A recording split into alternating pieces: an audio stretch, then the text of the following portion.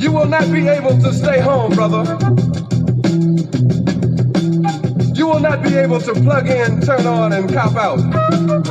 You will not be able to lose yourself on Skag and skip out for beer during commercials because the revolution will not be televised.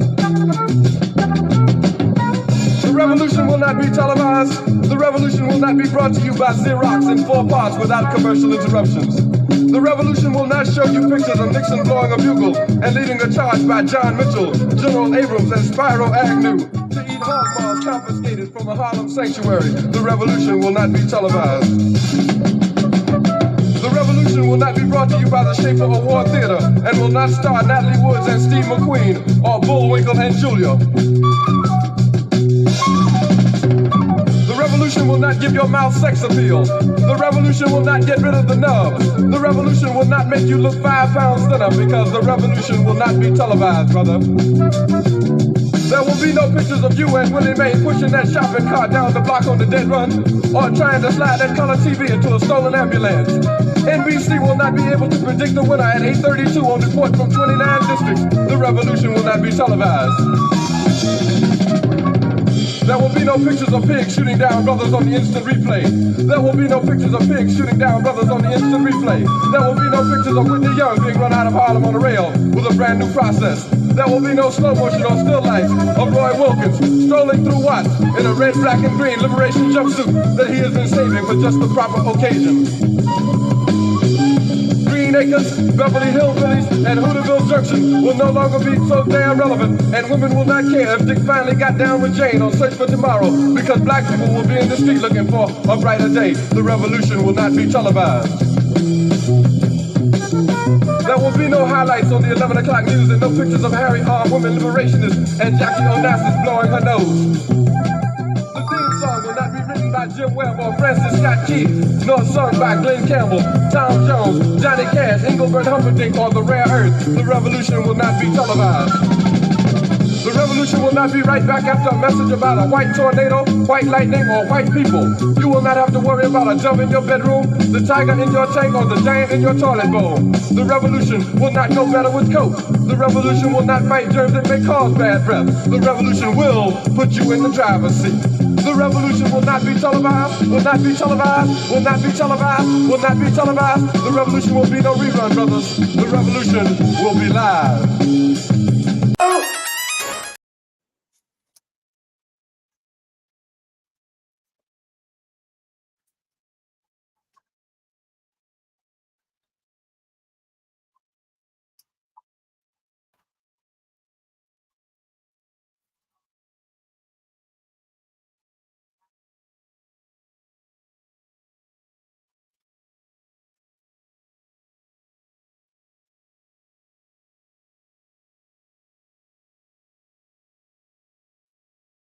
Complexes closing down in Shreveport, Louisiana due to the negligence of property owners and by the city of Shreveport. Also, black families are being forced out of rental units, had less than 3 weeks to find another place to live. These apartments also have mold, uninhabited conditions, and the tenants are up to date on their rents. So please call in with your questions, comments, and concerns. The call-in number is 516-418-5996. Press 1 and you'll be live on the air. This is episode 44 of season 8. This episode is for those 18 years of age and over. This episode is also being simulcasted on Streamyard, Facebook, and YouTube. Okay, Mr. Anderson. Okay, sir. Please come on, with your opening and let us know what's happening down here in the great state of Louisiana. Okay, yes. Good evening, everyone from Shreveport, Louisiana. This evening, how you all doing? Can you hear us, Matt? Can you hear me? Can you hear the show, Matt? Yes, sir. Yes, sir. Sorry, brother. Go ahead. Let me first off by saying this started. Let me first off by saying this. This started. Can you hear us, Matt? Can you hear the show, Matt? Sorry, brother. Go ahead.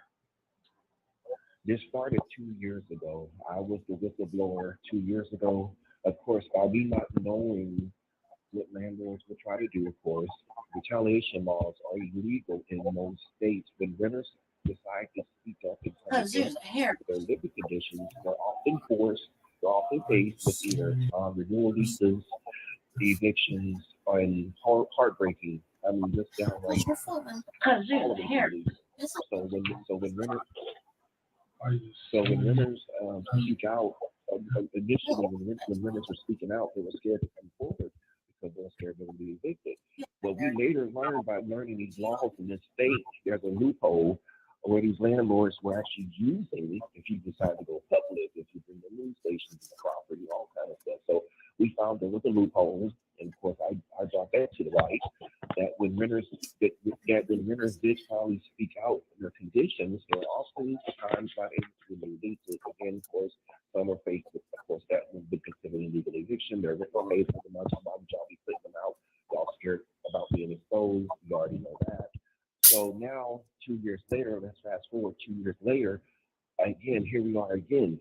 These conditions at these rental properties here in the city of Shreveport and across this parish, we don't have counties here, we have parishes. And these conditions of these properties have been like this for what I've understood for years. And even before I even moved up here, of course, the hurricane brought me here.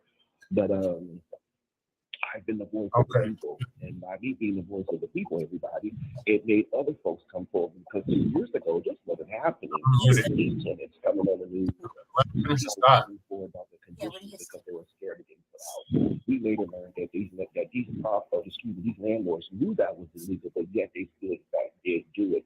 When it comes to eviction hearings, corruption. How is it that you all are not?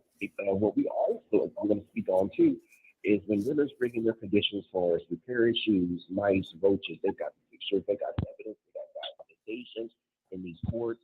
The judge still favors who?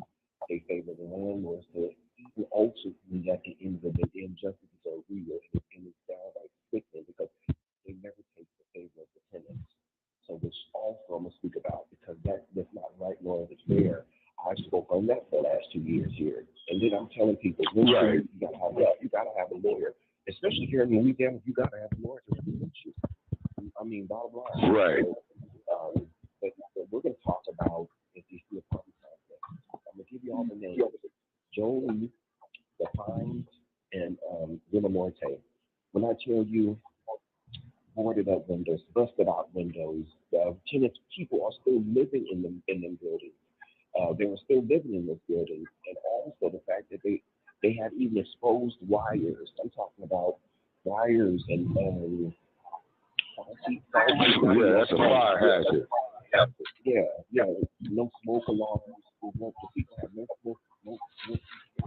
Fire hazard, building code, and violations. Yeah. Oh yeah, and this is what they were dealing with. Again, they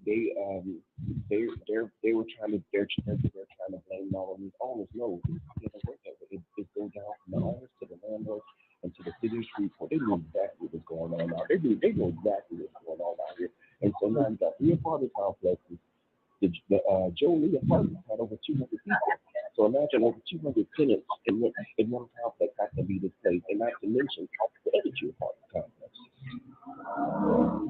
Oh man, yeah, that's bad. Yeah, that is a human rights violation right there to the utmost. And then not to mention the fact, it sounds like, is that these individuals need to be held up on some criminal charges, including the damn governor of Louisiana, because he's supposed to oversee this type of stuff. And then not to mention the mayor of Shreveport.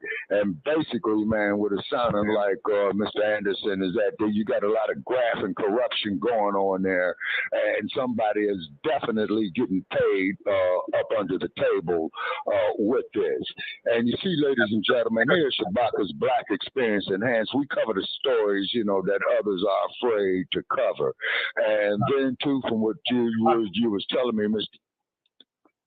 Yeah, go ahead, Brother Paris. Lady Shay has a question. Go ahead. I have a question for Brother Jermaine. When you decided to blow the whistle on it, did you suffer any retaliation? And if you did, from whom? And what was the What was the extent of it, and what are you going through now as you bring life to it again? That was 2 years. Okay, that was 2 years ago. But the laws have gotten a little bit stronger after they upgrade before. But I faced retaliation because I got the news inside the property. I felt that I didn't really know laws in this state. After Louisiana. But when I brought the news in, and when everybody else started coming into the camera, when other people started coming along with me, like standing behind me, all the tenants across the property, next thing we know, we're getting notices on our doors and can't renew our leases, and then somebody told me that I got in touch with a good attorney, a good lawyer, of course, and he told me no, that's illegal. No landlord in any state is supposed to do that. So which actually means these renters were living on the conditions of purchase. The reason why they were afraid to speak out is because of these laws operate in the state of Louisiana. They're afraid to put out. Wow. Well, that is definitely, that's a human rights violation for real. Yeah. And then it's also, it's what they call it First Amendment rights. Speak out against our conditions. Yeah, your First Amendment rights. That's right. So we didn't have that anymore, so they already know that. What about the landlord or the property management? Or you, okay, well, you're talking about currently? You're talking about currently, or what happened to me 2 years ago? Talking currently? Both. You're talking about currently? Both. Yeah. Okay, the landlord. Okay, what we also find to have going on here in Shreveport is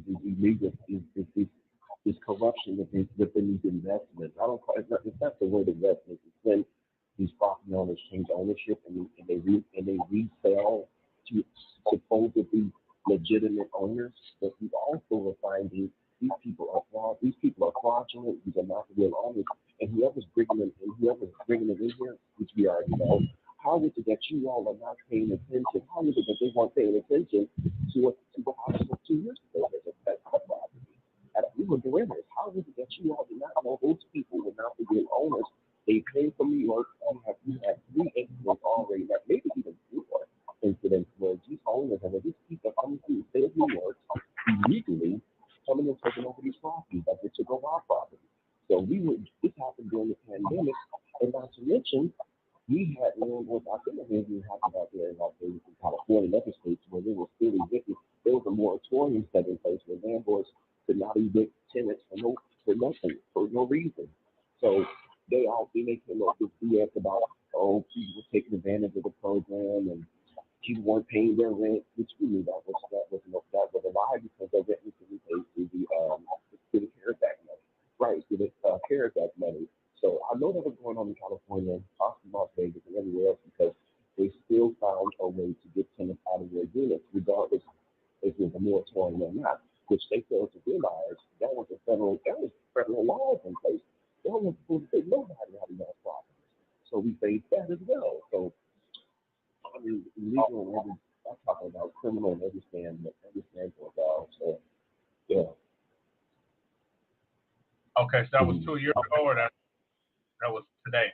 That was 2 years ago. But what's happening now? That's why I was saying I'm a fast forward. I'm going back and fast forwarding to now. So that's what happened with me, and I'm still fighting for justice with that. I'm gonna send you all some documents of the police report I filed against the owners and against why haven't they not been arrested. That's another question, which I thought at a later date. But now what's happening now is 3 apartment complexes. So now what we have, I'm gonna give you guys a quick update. We have a total of 9 apartment complexes that to shut down. And we already have 3 of them closed down, so there's now another 6 that's going to be shut down and set up for demolition. This is heartbreaking because guess what? I feel that they've been planning this. I feel this is evil, this is corruption. I feel they've been planning this. And instead of now being exposed, this is what they're doing. Yeah. In other words, so what they're doing is that they get the people out so they don't figure out what's going on. Is it owned by the housing authority or? Is this Yes, a privately owned there are, property owned? yes, it is. The Shreveport Housing Authority. That's another thing we're gonna put on blast tonight. Right. Yeah, because them is the first ones to go to. Right. There were families in these apartments which they're not telling the truth. There were families in these apartments who were under Section 8 and public housing. That's right. Yep. So they violate all kinds of laws. Like that is So so they supposed to wrong. relocate. Yeah. They supposed to have some place to live. and then I went to something similar here in Denver, brother Jermaine. We had a place called the East Villages, and we used to live right next door to them, and it was Denver Housing Authority owned property. This was about 20 years ago, and they told us that we had to move, but they had a place for us to move to, that was going to take our voucher or whatever, our Section 8. My mom said, "The hell with that," and she moved to a privately owned spot. But they're supposed to offer that to all the tenants before they demolish or plan the eminent domain, anything. Mm-hmm. Exactly. Exactly. They weren't following it. They messed up its violations. It's violations under Louisiana state laws as well, because they weren't following the tenants' right laws. You're supposed to always have. You're supposed to give. They're supposed to be given vouchers to relocate. Right. Or something along those lines. Right. But everybody Okay, so the casework is fucking too. Yeah, so it goes on the case management, it goes on the property management, and it goes on the housing authority. Oh yeah, and then also too. And then also too, with that there being with Section 8, that there is the federal agency of HUD, so they need to be investigating this here as well too. Yep. You see what I mean? And then with the individuals who are responsible for this, their asses should be hooked and booked, facing court and facing some jail time with this, is because on top of that, you got a human rights violation going on there. You got elderly abuse going on there as well too. And then not to mention you got downright fraud, is because the people are paying their rent. And also too, Mr. Anderson had sent me some photographs of this property.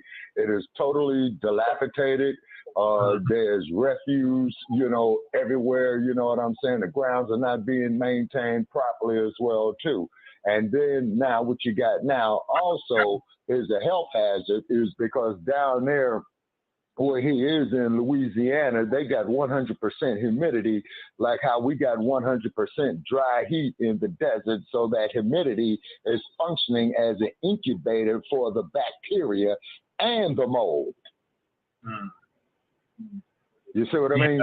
Okay, so that there is a severe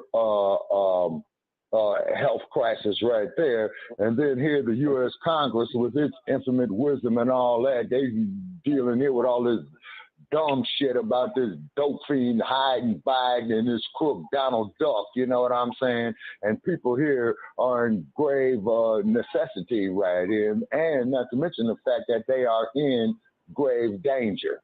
You see what I mean? Okay, so please continue, Mr. Anderson. Okay. And so that is pretty much that right there. But now what I'm going to talk about, and what I'm going to talk about in those is these people that come in from these out-of-state investors. They're not investors. They're real estate property owners. Fraudulent, all fraud. And they can't tell you that. Okay. Guess what? Is it Blackwater, or do you know, is it like a conglomerate? I'm gonna give you the name. I'm gonna give you the name of this one. The one you were affected by. Woodreal. If you look, okay, I'm gonna say it real slow. Woodreal Estates 506 LLC out of Brooklyn, New York.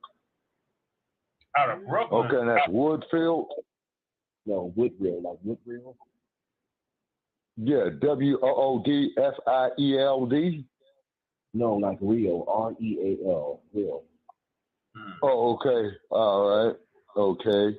Royal. Okay. So that's real, like a person that keep it real, like with real estate. Oh, okay, real. Okay.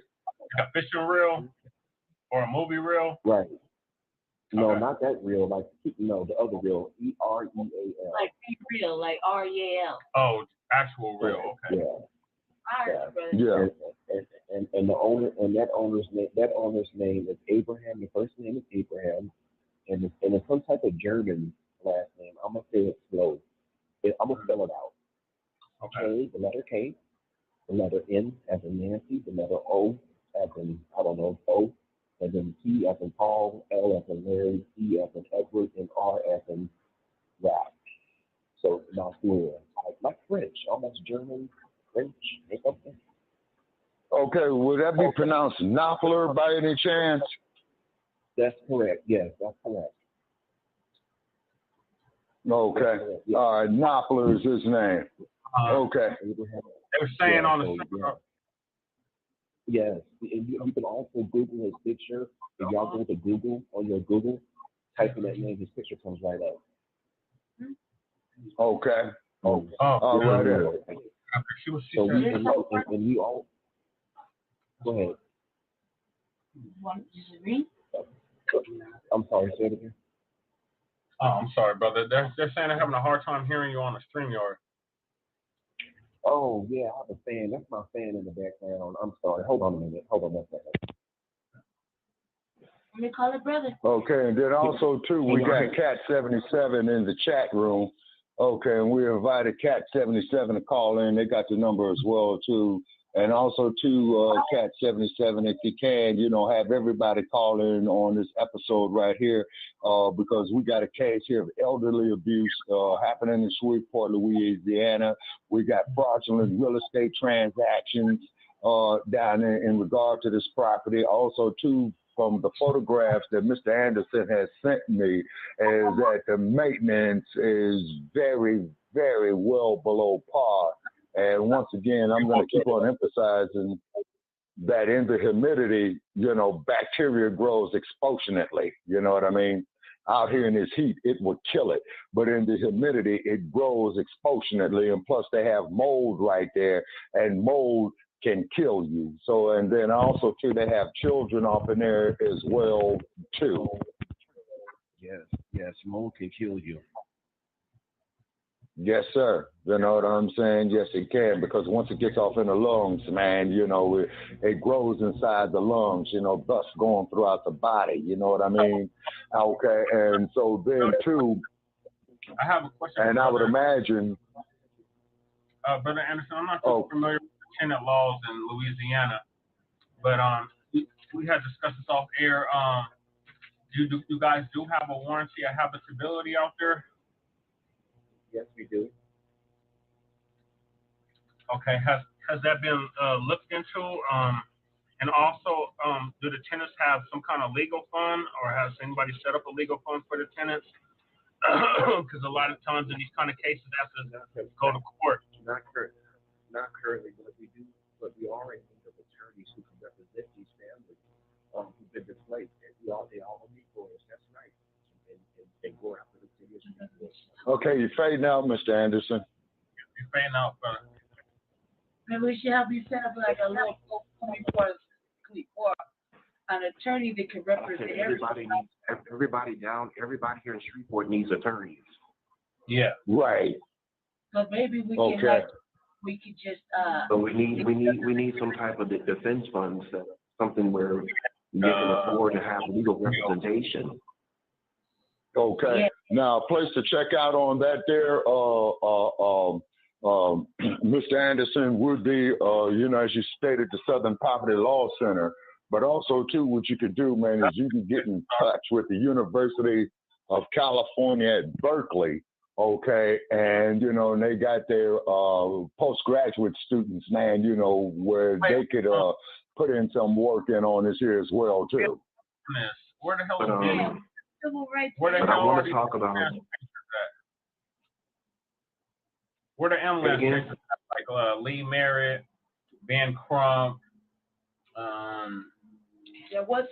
We've called on him so many times. That man he ain't even coming to Shreveport.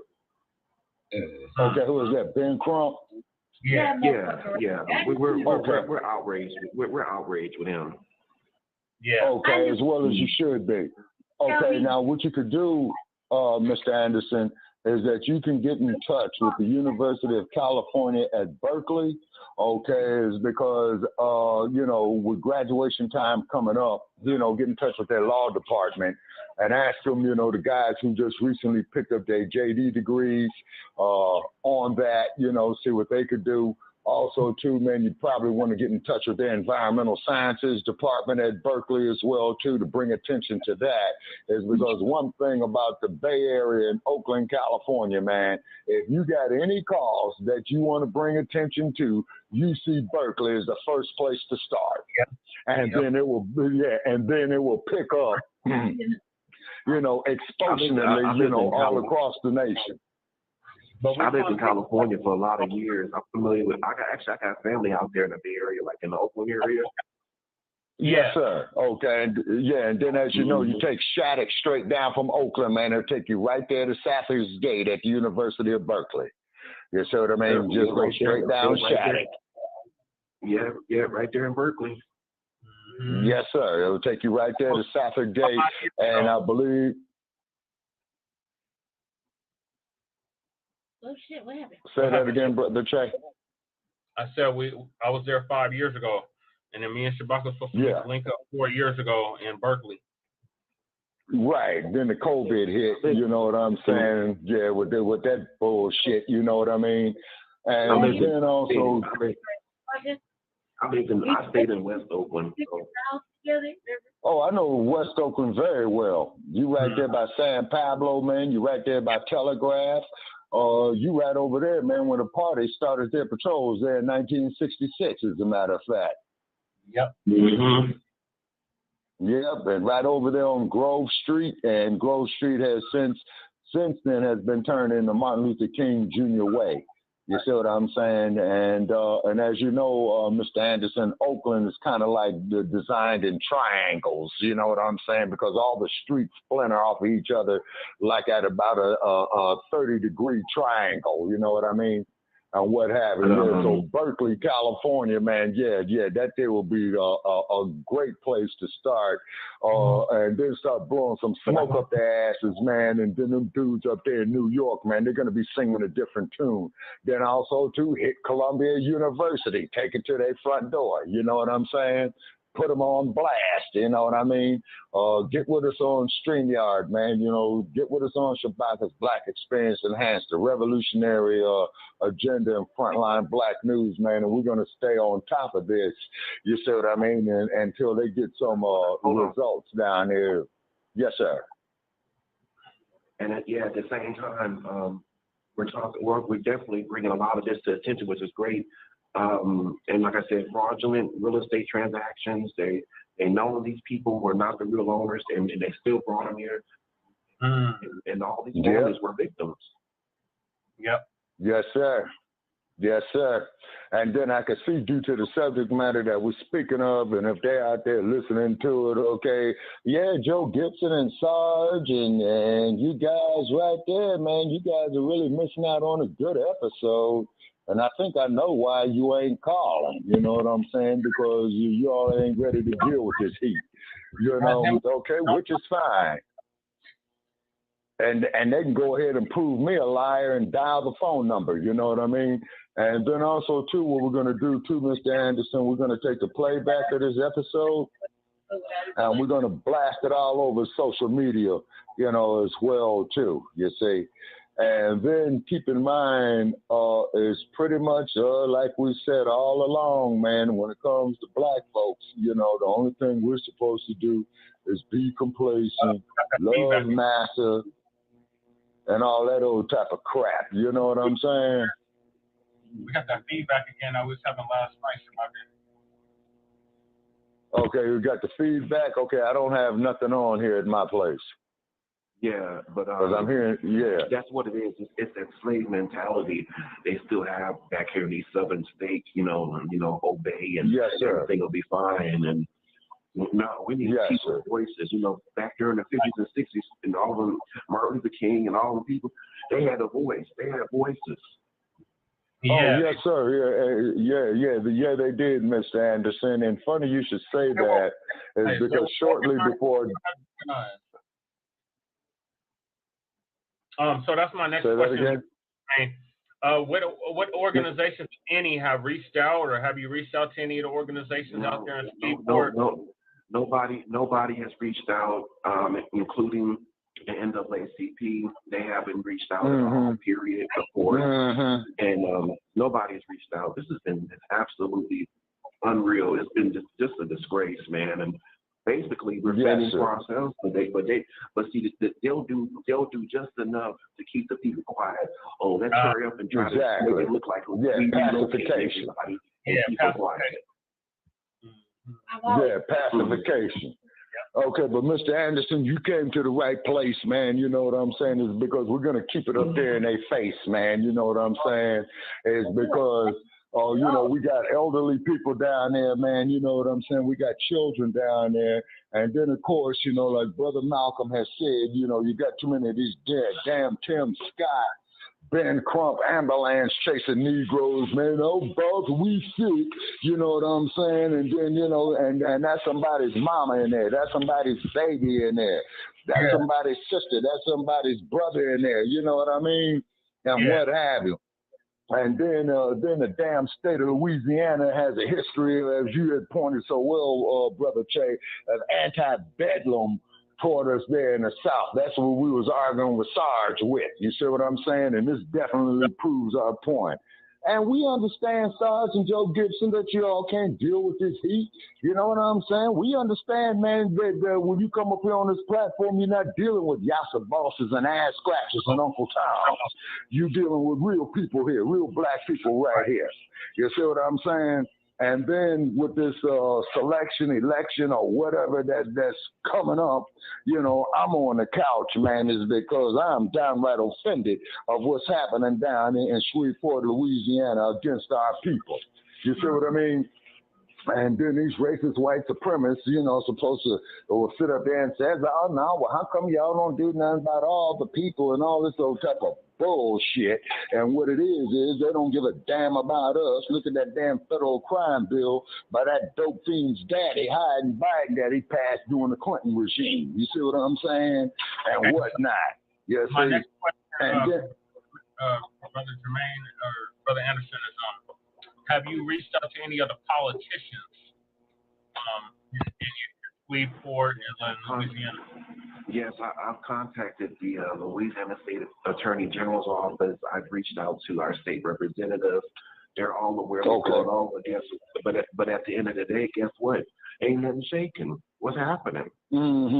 Yeah, because they're listening, right? They're listening, but nothing's happening. That's where our frustration comes in. Y'all just watching it go on. Yeah, exactly. Yeah, because they paid or they've been told on puppet strings not to react to this. You know what I'm saying? Just like when you had there in Los Angeles in 1992 when a rebellion went down and Rodney King, who got his ass whooped royally by the LAPD,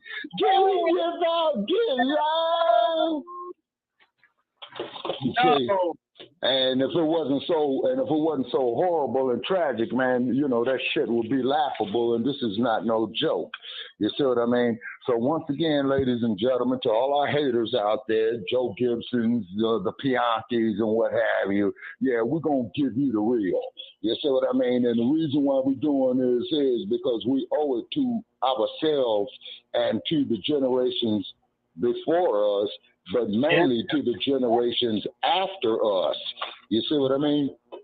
It's because as long as they got this bullshit going on out here in Las Vegas and Hollywood and all this whoredom and all this old type of crap, you know, dudes wearing skinny jeans and all that, women is going out here ratchet and all this old type of stuff, we're okay. But as soon as we start talking about some serious issues, you see what I'm saying, that's not so much affecting us, but affecting the general public in general, oh man, well, you know, we can't listen to you guys, Shabaka, we got to shadow ban you. Well, we're going to keep it up in your face. Shadow ban everybody, but at the end of the day, a real revolution, a real leader, will find a way. Yeah. We've been finding ways this whole time. Yep. They ain't going nowhere. They ain't never going to stop. Yeah, exactly. You see what I mean? Okay, so please continue, Mr. Anderson. Go ahead. So yeah, and so like I said, this has been a pattern for years in this city and in this parish and in this city especially of corruption and bribes, under the table dealings. Same thing we expect is what happened with it. What happened with that COVID money? Right. $48 million just nowhere to be found. We need a direct audit. Right. Yeah, exactly. Do you know the and auditor? Then the ones. Do y'all have an auditor in Shreveport? Do you? No, we have a state auditor. Yeah. Okay. Okay. All right. So he needs to be put on blast. You know what I'm saying? They fuck it up. Put his ass on blast. Right. And the reason why I'm saying putting him on blast because of this is an election year. You know what I'm saying? Mm-hmm. Yeah, so we might could use that as a lever. Mm-hmm. Yeah, we might could use that there as a lever, you know what I mean? And then on top of it too, on this platform, people wonder why, you know, we deal with Black first agendas and what have you. They also wonder why we don't concern ourselves with other groups is because all these other groups have benefited off of us greatly. And the whole gross national product of the United States had benefited greatly, you know, off that free labor down there in the great state of Texas and Louisiana, the Carolinas, and all of the South. And we're supposed to sit up here and be some ignorant, dumbass Tim Scott, Uncle Tom looking, stymie looking bastards. And we could say, you dog, you know, that dog, I didn't love you, dog. Bullshit. That day is over.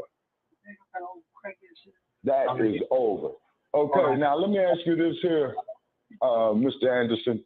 Okay, have they had any type of medical personnel that go in there to screen the people for their exposure to mold? No, they haven't had none of that. No. So they haven't done none of that. Okay. Yeah. So what we got here is gross negligence right there. Mm-hmm. And then, of course, what about infants and small children living in this complex? What's the status with that? We haven't heard any updates about the children and the babies, but I know they've been exposed to the horrid conditions. I know they have. You know what I'm saying? Yeah. Yes, sir. And then looking at the photographs that you had sent me, you know, it's bad. It's real bad. You know what I mean? And it's all on the verge of abject squalor is what it is. And then these same politicians is going to come around this year, you know, all over the nation talking about we want your vote. We want your vote. They say, but yet, though, they're turning a blind eye to a tragedy that is unfolding right now. Right here in the city of Shreveport.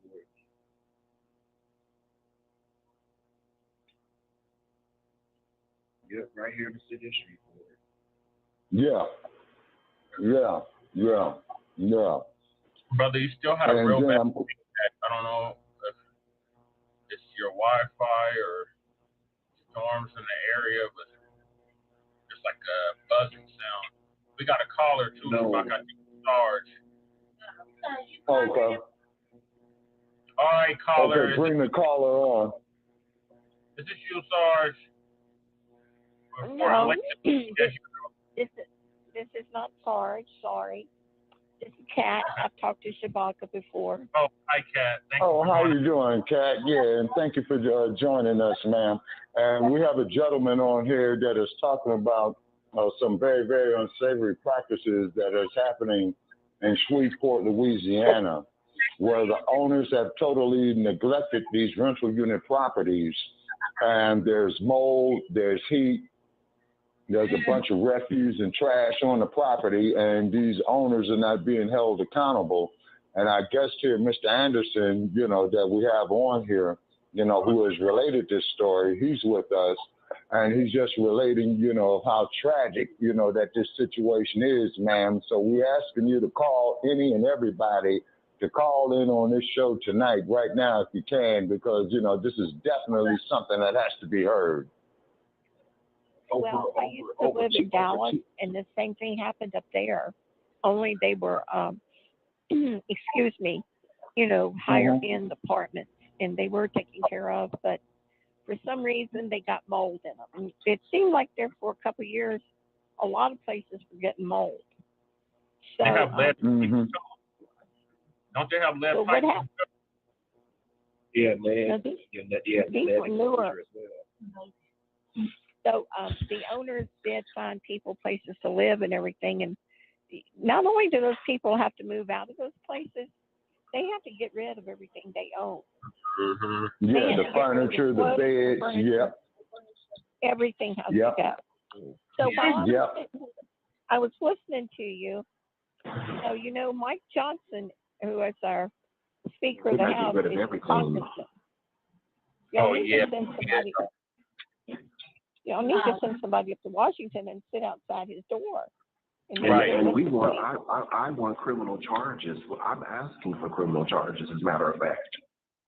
Yeah, absolutely. Prove it. Well, I know that. I know that's what you want. But you can't. You have to think the way they think, and you have to go through the system. And what you have to do is prove that it's all there. So that means you've got to have proof of all the testing and everything. You have to have an attorney. Okay. But first of all, you got to bring the one way to get these politicians to react to anything is to embarrass them. So y'all need to go to Washington. And also, I looked at the Environmental Protection Agency. Here's a number you can call. Get them on it. Get HUD on it. Yep. Fair housing on it. Yep, and also too the what is that there? The Department of Health, Education, and Welfare. No. The Department of Health. But you got to make a plan. You have to make a plan. So the first thing you have to do is prove it. So call the Environmental Protection Agency, the Environmental Justice Hotline, and I'll give you the number right now. I looked it up online. Okay. It's 1-800-962 1-800-962 6215. Okay, 6215. Okay, and I copy 1-800-962-6215. Okay, and then also too, ma'am, is that and also too, Miss Cat, is that we hashtag CNN, we hashtag CBS, we hashtag the Southern Poverty Law Center. We got like about 35 hashtags, out here on this episode. We hashtag the readout, Joyce Reid and what have you. And with this here being an election year, not only at the national level, but also too, as we all know, at the state municipal levels as well too. Now is the time to do it. You know what I mean? Oh yeah, you need to embarrass the hell out of them. Have you been on local absolutely. television? Yes, ma'am. Yes, ma'am. Absolutely. That is exactly what our intent is. You know what I mean? And we're going to stay on top of this story, even if we have to do stories every day on it. And I see the Alaskan is in the chat room. Greeting to you, Alaskan. It's always a pleasure, to have the Alaskan and what have you. And then now all of a sudden we're disconnected from the chat room. How convenient. Oh, boy. Oh, these guys are something else. You know what I'm saying? Okay. And then also, too, Kat, is that Mr. Anderson had sent photographs to me to my cell phone. And it's tragic. It's bad. Refuge is everywhere, trash. So which means is that these guys, these property owners are most definitely in a case for neglect. And which everybody needs to do in that unit is they need to start hitting the Shreveport County or the parish of where Mr. Anderson is, and start hitting them with an avalanche of lawsuits. Yeah. And keep it up there, and keep it up there in the public's face. You know what I'm saying? Is because the next time that we do the follow-up on this story, we're going to be hashtagging all the news stations down there in Louisiana, too. Yeah. Yeah. Yeah, every last one of them. Yeah. Make the public aware of what's happening. Can I ask you a question about this situation, though? Okay. Yeah, go ahead. This is a private company that owns these apartments. Is that what you're saying? No, it's not privately owned because it's not privately owned. The city council, we've learned now, this has been alleged, that the city council members actually own some of these properties, but they're not saying nothing. So we got them on that now. Well, you can go to the Secretary of State and find out who owns those properties. Yeah, it's the mayor. That's the mayor. It's the mayor. It's the mayor. It's the mayor. You said the house. Yeah. So city. The mayor of the city owns these deplorable, unlivable properties, dangerous living conditions, and he needs to be put on blast. He needs to be investigated. Oh, absolutely. Most absolutely, Mr. Anderson. You know what I'm saying? Yeah, and does this dude have a public phone number? Because, see, I would call his ass up. Right. Yeah, we need to post that number so we can blow the phone lines up. Oh, yes, sir. Absolutely. Most definitely. Yeah, give me the number and I'll call him. Well, even though they are, no matter who owns that, your health department, you have a housing, some sort of government agency there that oversees building codes and everything. So were those buildings ever inspected? I mean, this is a travesty that these people are being forced out of their. They were inspected, but we want that guy over code enforcement. We want him fired. Oh, absolutely, indeed. And then if they can throw his ass in jail for dereliction of duty, do that too. We want him fired. The name of it's the Department of Property Standards in Shreveport. Okay, good. The Department of Property Standards, and we want the head supervisor terminated. We want him fired. Okay. Really, what you want is to get these people's compensation. So what were they doing? Like I said, it's corruption. So who was actually passing these properties off like this? Yeah. Right. Okay, so now you got to bring the feds in as well too. Yeah, you got to bring the feds in. Yeah, and then I see we got a caller out of the area code 907 last 3091. Please press 1 if you'd like to join in the conversation on this very, very sensitive subject that we're dealing with. We're dealing with property neglect. We're dealing with health code violations, and we're also dealing with political corruption as well too. And the reason why we are going to be putting this story and subject matter on blast. Why? Because it's an election year. You see what I mean? That's right.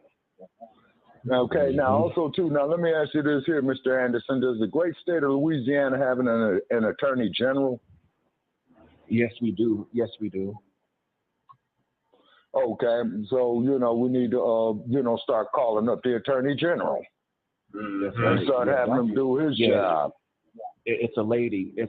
Her name is Liz Morrell. Okay. Liz, L-I-Z, Morrell. Liz Morrell is her name. She's out of Baton Rouge. Shabaka, we got a caller at 907, last 48091. What's your name? Where you calling from? Caller 907. Hey, Shabaka. Yeah. Shabaka. Yeah. Boyd. If I understand you correctly, there's an apartment building in Shreveport, Louisiana. Yes, sir. Well, the whole complex or whatever. That's in a state of disrepair. I agree with you. I agree with you that something really needs to be done and everything. Right. But and Kat has given you phone numbers of people to call and stuff. However, I want to caution you not to be watch to watch out for, but there will be probably a lot of pushback coming And the reason for the pushback is going to be that they will push back and say a lot of the disrepair in the building is because of the residents. And you know, and the thing is that, you know, it's known that residents will go in there and break up things just because take pipes for copper, you know, so they can go sell it and whatever. And that's going to be a fight in and of itself when they start claiming that as the reason why the buildings are in such disrepair. And I am not going to say or accuse one. I'm not going to say or accuse one way or the other. Okay. But that will be something that the residents in the building and the supers who are supposedly in charge of the buildings are going to have to management have to deal with, you know. If I mean, Shabaka, I know that if I rented you an apartment, you're not going to go in there and destroy it. But if you do go in there and you do some stuff that causes damage, I may not throw you out, but the building will start to get into disrepair. And because I don't throw you out, I'm not gonna go in there and replace water pipe if you took the water pipe out to go sell it for drugs. You know what I'm saying? You know, like that movie Specific Heights. That's the argument that I foresee you guys running into. Okay, in this battle. And I don't. How do you correct it with the residents of that building? I don't know. So, you know, that's not the case. So he said that they're based out of Brooklyn. Do they have other properties outside of Louisiana? Yeah, they're fraudulent. They're basically illegally taking over rental properties. It's some type of fraudulent real estate scheme or scam they're doing and promising to fix up the properties, to repair the properties, but it turns out to be fraud. So in other words, like some type of Ponzi scheme, I think it is. Yeah. Right. Okay, just like in that movie there called Flipping Houses. Yeah. If anybody ever saw that film called Flipping Houses, and they did have a hell of a mountain to go up, man, you know, before they finally had cracked that. Okay, so it seems to me, you know, as the Alaskan, you know, was saying, as the Alaskan was saying, and we really appreciate the Alaskan, you know what I mean, is because he's a very, very knowledgeable gentleman and what have you. So the first thing I would suggest, this is just a suggestion, is to get in touch with the UC Berkeley Law School and get in touch with one of the law deans right there, see who's getting ready to pick up his JD degree dealing with environmental science, you know, Doctor of Jurisprudence. Oh boy, this is what happens when you get old. Your mind ain't as sharp as it used to be. And then as with Miss Cat was saying, make sure that everything, you know, that the tenants is doing, that they're in the right, is because as what the Alaskans were saying is you got to keep in mind, man, these property owners got money. Money is no object. You see what I'm saying? So they can go in there and do all kind of fraudulent stuff, you know, put people under pressure, basically going down to extortion. Pretty much, Brother Che, just like what Jay Dizzle was saying the other night, has anybody ever seen a movie called Goodfellas? Yes. Yeah, that part right there, stuff like that. You see what I'm saying? Yeah, it's definitely a gangster. So most definitely. Yes, ma'am. One thing that I think is the most important bit of evidence that you all can gather, and you need to tell this to all the residents.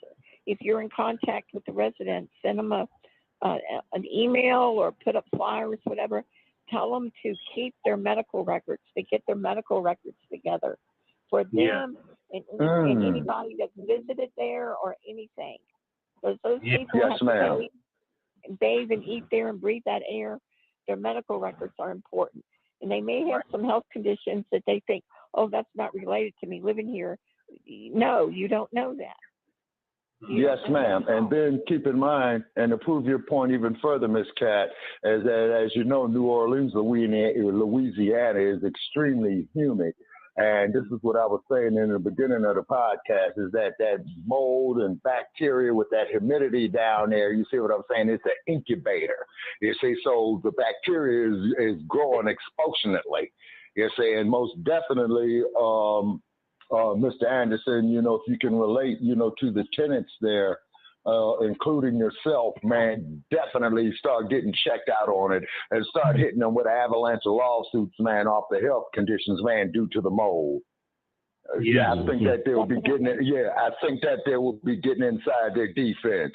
Am I correct in that analogy right there, Alaskan? Does that make sense to you, sir? Yeah, I mean, anything that you can do. Now, let me ask another question, because I missed the very beginning of this show, Shabaka. Yes. And yes, are these residents in this complex, are they looking at being forced out of the buildings because of the condition of the buildings? They were forced out. Yes, they were forced out. Were they given any kind of compensation or anything? Yes, they were forced out. Everybody was forced out over there. But did they offer any expenses or anything? So these no, they did not get no type of compensation, Miss Cat. No, they didn't. And then on top of it, from what I understand, and correct me if I'm wrong, Mr. Anderson, had the owners of these properties have went up there to the residents, offering them any type of compensation for moving expenses and what have you. And then, not to mention too, Alaska, another key thing about this is that all the residents are up to par on their rent. Am I correct on that there, Mr. Anderson? Yes, but yes. Well, the majority of them was correct. If they are offered any compensation to move out and get a new place or anything, tell them do not accept it. You all need a really good attorney. You need an attorney to represent everybody. Yes, ma'am, and that's why I recommended. And that's why I recommended to Mr. Anderson to get in touch with the University of California at Berkeley with their law department to see if they got some attorneys. No, we got one here in Louisiana. We got some places here in our state. Oh, okay, yeah, because you guys do got Grambling down there. You do got LSU down there, and I forgot the other Tulare University, if memory serves me correct. Am I right about that there, Mr. Anderson? Yes, and like I said, they were forced out. So this is considered unlawful evictions. They never went through the courts. Okay, so that's fraud on the court. Now, as far as compensation or assistance, were the residents at least assisted in finding another place to live? You know what I'm saying? We're moving you out of this building. We got a good building over there for you to move into. No. Right. No. There's still 7. We still have 70 people, 80 people still unhoused here. It's almost 100 people. And in the apartment complex that they had set up for them, they're not accepting them. They don't want them in there. See that? The reason they don't want them, Boyd, is this is a mold situation. This apartment 80 families with mold. These people can't move the furniture that's closed or nothing. Yeah, like you said, no new place is going to take them. Knowing that, they have insurance. But what they're not telling them is that they're only going to pay their first month's rent. And like somebody said, a lot of these people cannot afford these high-end apartments. And in the few ones we do got left now, these people can't afford them high-end apartments. Mm-hmm. No, apartments are outrageous. Okay. Yeah. Right. Okay, so now let me ask you this. Okay, let me ask you this, Mr. Anderson. Then maybe, man, they need to put together a GoFundMe or fundraising type of project for this, is because this is a definite human rights violation. It really is. We can get started on that. That'll be great.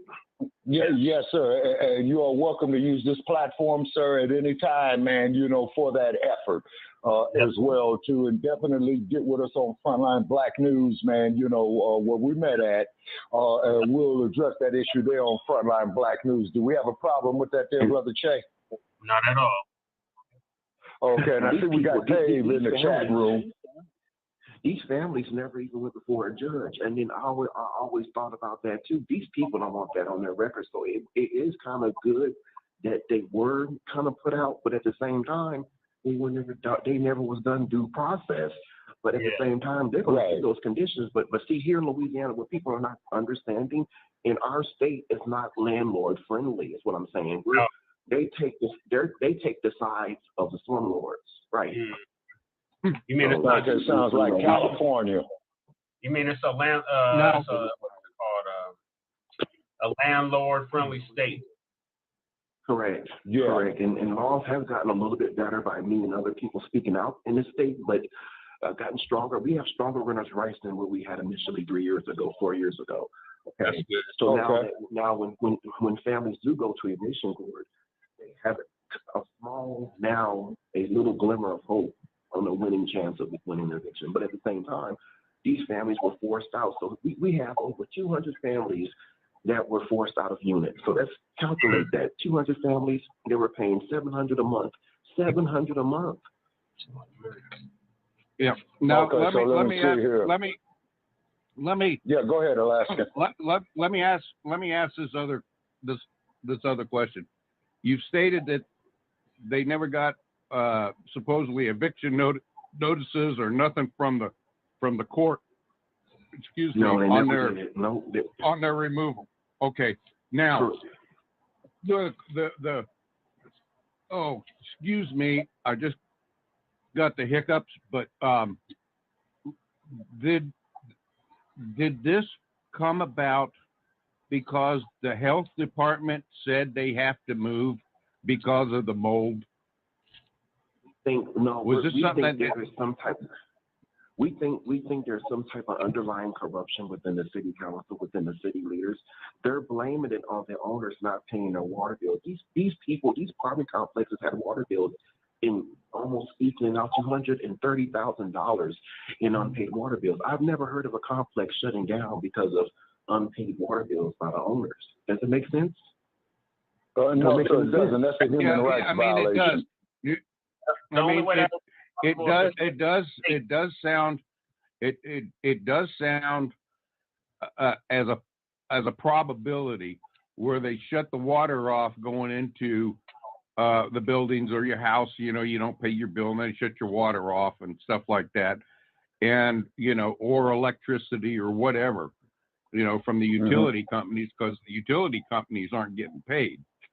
But being that as it is, since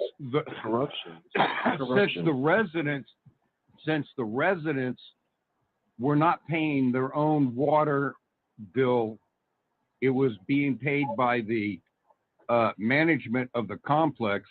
Yes, you have some real serious problems. No, they were paying their water. They did have water in their names. Some of them did have water in their names. Correct. Right. They did.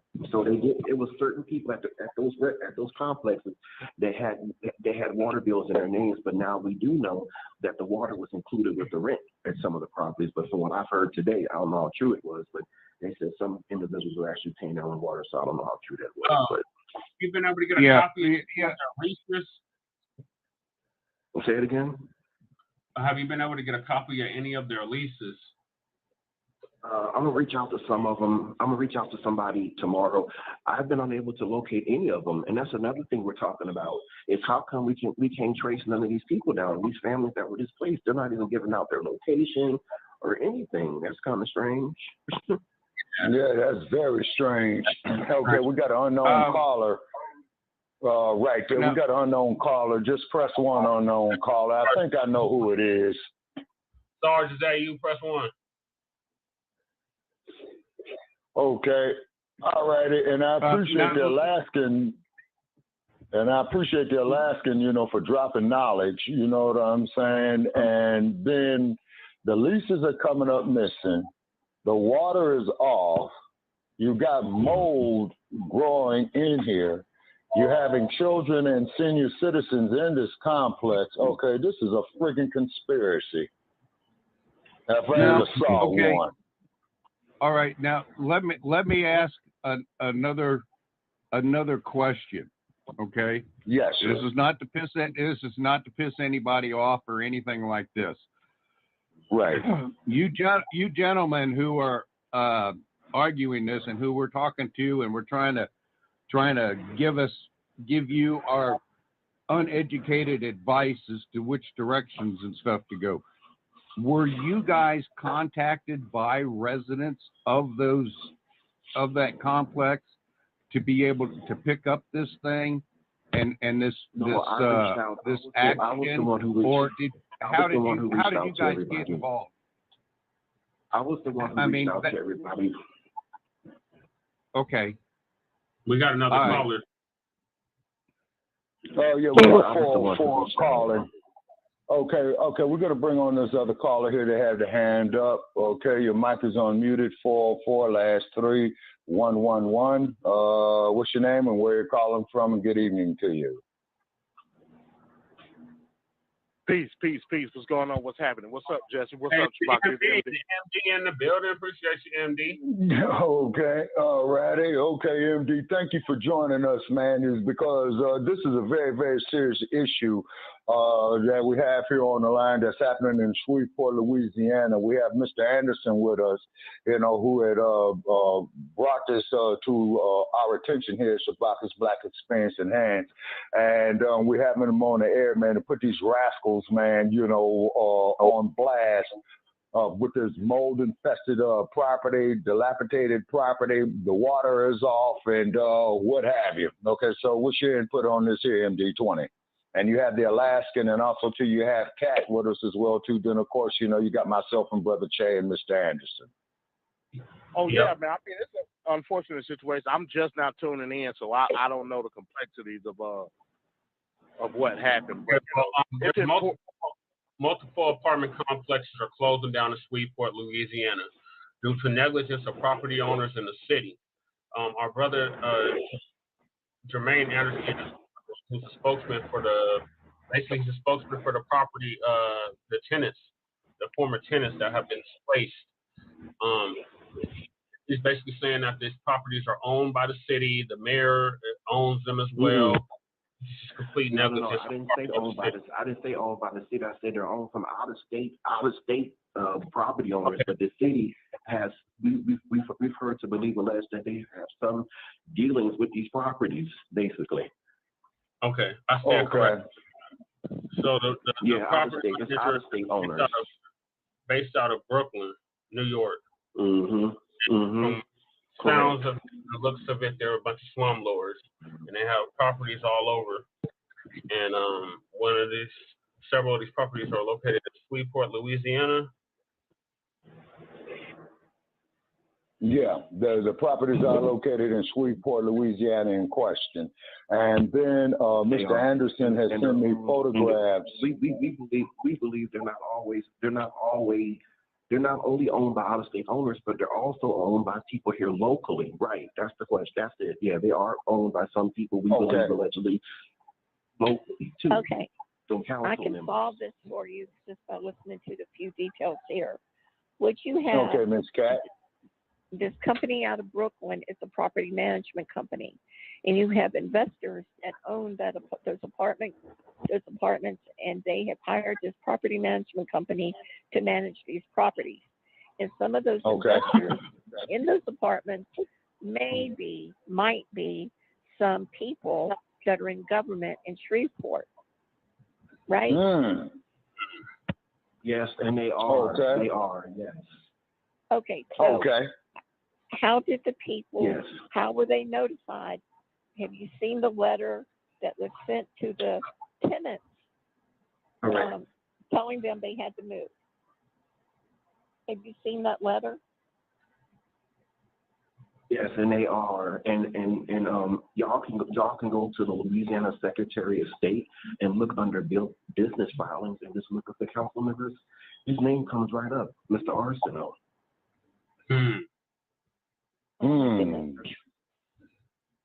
Okay. Now, his name is all over properties across this parish, being by BS.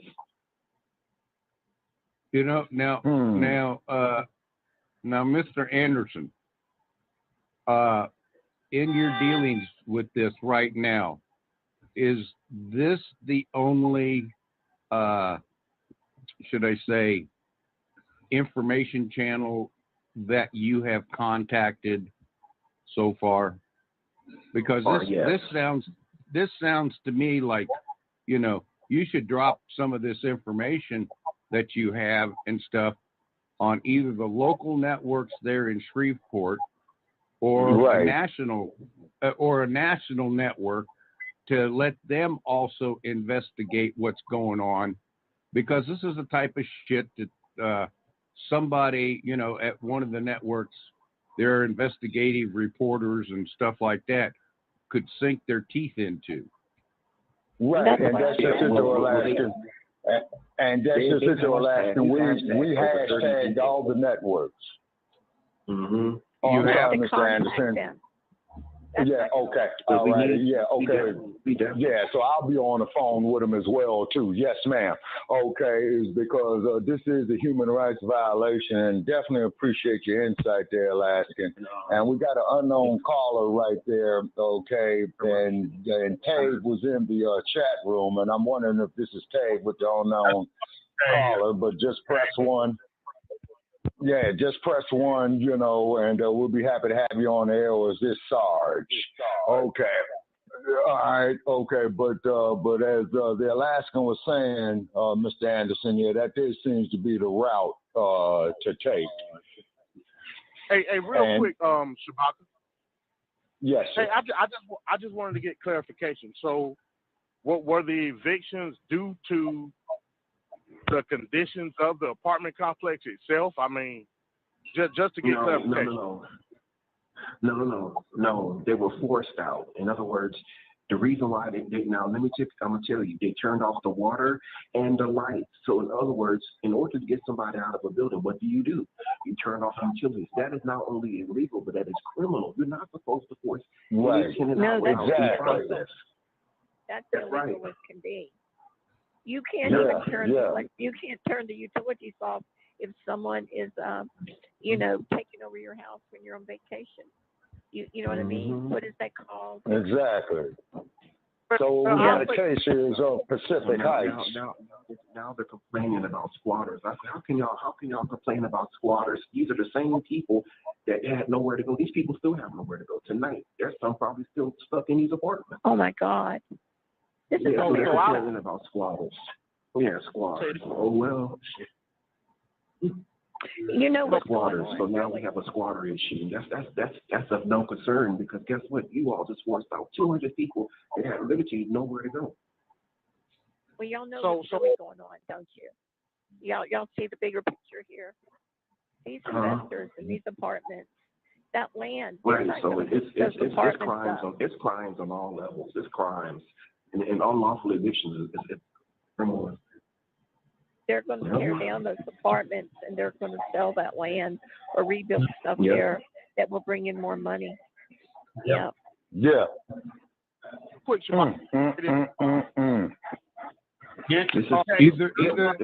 either going to be the case. That's either going to be the case, or you're going to see a whole lot of illegals put in there. No, it's set up for demolition. It's set up to be torn down. It sounds like an eminent domain situation. Correct. Yeah. That's the next question. Well, hey, Shabaka. Yes, sir. Okay. What's the question? Real fast. So, dealing with the Fair Housing Act, right? Right. landlord can turn off your utilities without supplying you with a efficient alternative. Correct. And here's the thing with electricity. Electricity is not owned by law. Now, I'm just dealing with Joe. Pretty like this everywhere else. All electricity to be apartment complex. Every less for each unit. You're breaking up. We're breaking up. You must be going on like a data trip.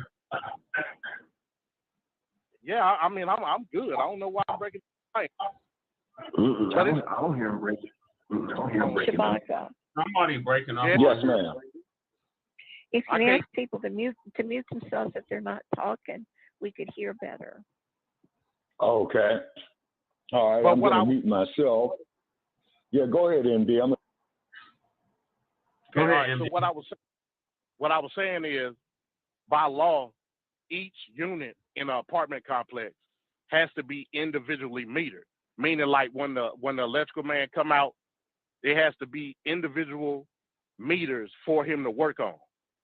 So that's you paying for your electricity. The landlord doesn't have a right to cut off anything as it pertains to electricity because that's yours. When it comes to water, a lot of times it's hard to individually meter a water source. So a lot of times the reason that the apartment complex pays for the water is because there's only one meter for the building. That's you, like by code, that's how you have to do it. They can shut off the water, whether it be for repairs, something like that, but they have to notify the tenant in advance. Right. So there's type of stuff. They never notified anybody. It was just a random abrupt shut off, no notices or nothing. I would argue that you're violating the Fair Housing Act. That's a clear shot case. Yeah, these are major crimes. So again, I mean, there's definitely, a case for it.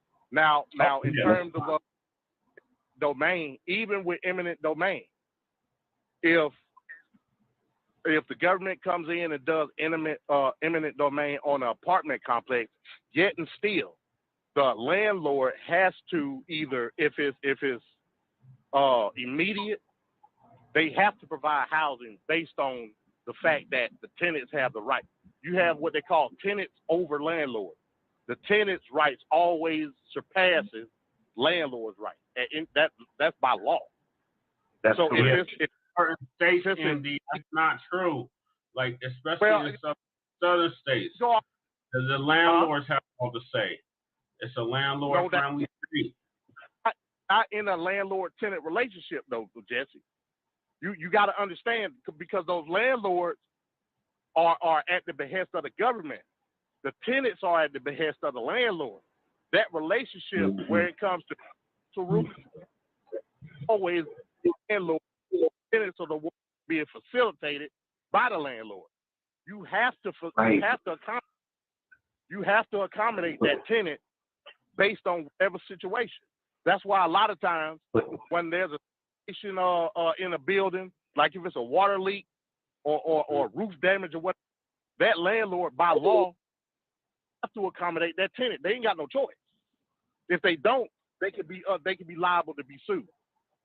Right. So, but they bailed out. There was nobody in the offices. We had 3 apartment complexes just shut down. Guess what they did? They bailed. When the news people came to the office, guess what? They bailed. So where did the people go? Where did these landlords go? Out of all 3 complexes, there were nowhere to be found. Yep, they bailed. So what happened to the people's money? That's the next question. What happened to the renters' money? Right. Yeah. This isn't eminent domain, y'all. This is just straight up out. Stole the money. And they stole the money, and they didn't fix the buildings. But it's the city's responsibility and the owner's responsibility. The city's also to be held accountable. The city's also at fault. The city of Shreveport. Yeah. Yes. They're all complicit. They're all guilty. Right. Yes, they are. And it's so quiet. I wonder why. We haven't heard from nobody. Nobody's come public. Nobody. They're not going to. Yeah. They're sure not. Can I make another suggestion? Okay.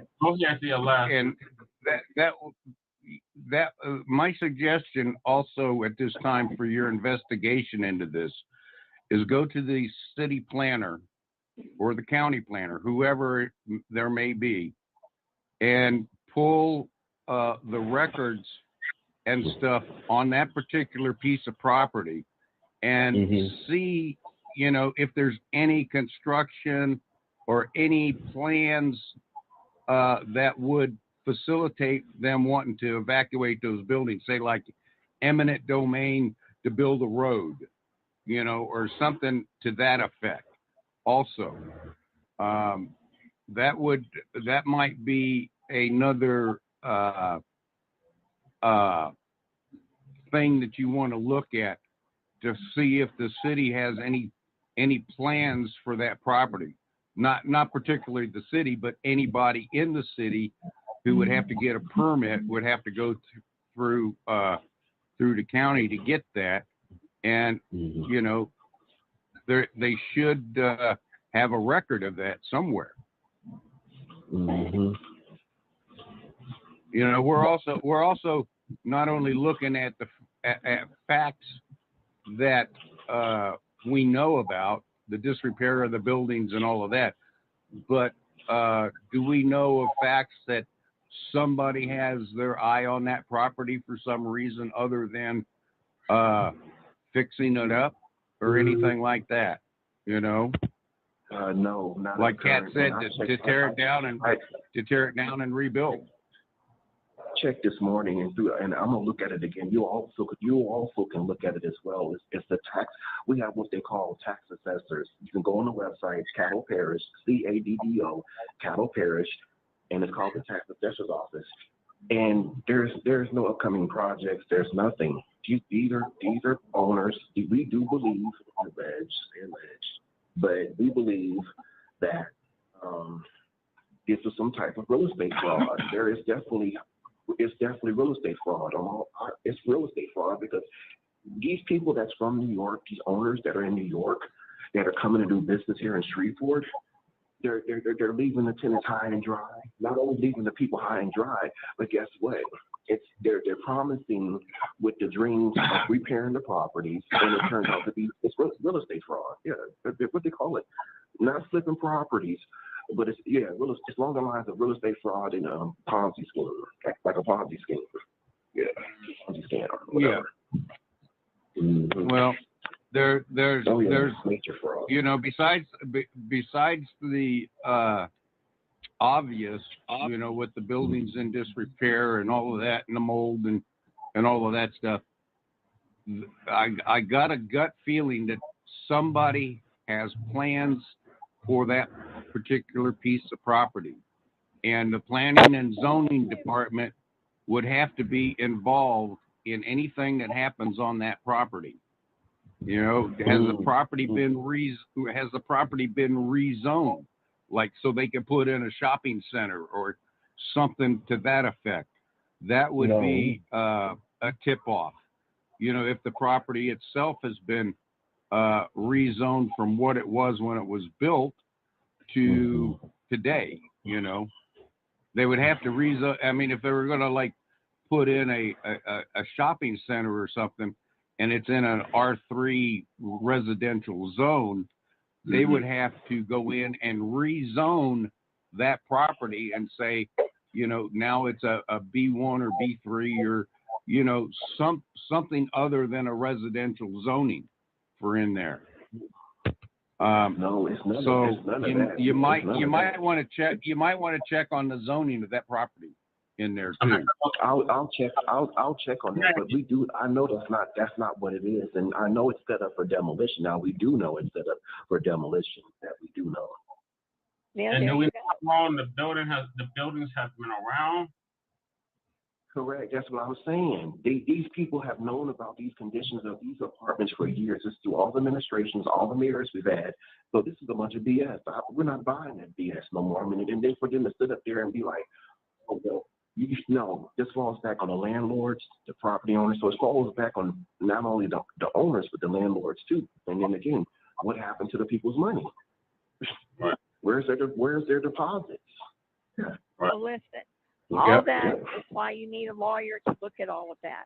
But right now, the most important thing is the health, the welfare, and the safety of the disabled people, the old people, the healthy people, all the people that live there. All of their rights have been violated. So that's the main thing. This is a human issue. All the other fraud they've committed is the fraud against the people, the humanitarian Because if you got to put the race into it, the majority of the tenants were black tenants. Yeah. And this is also a discrimination. If anything's for racial justice, here you got it right here. I mean, where is your Al Sharpton? Where is your what's his name? The guy that goes around. That's for the ambulance chasers before you got on, Miss Cat. And apparently, you don't want to touch this. Okay, folks, well, you got Shabaka. What else do we need? You know. Well, you got Shabaka. You got a good one.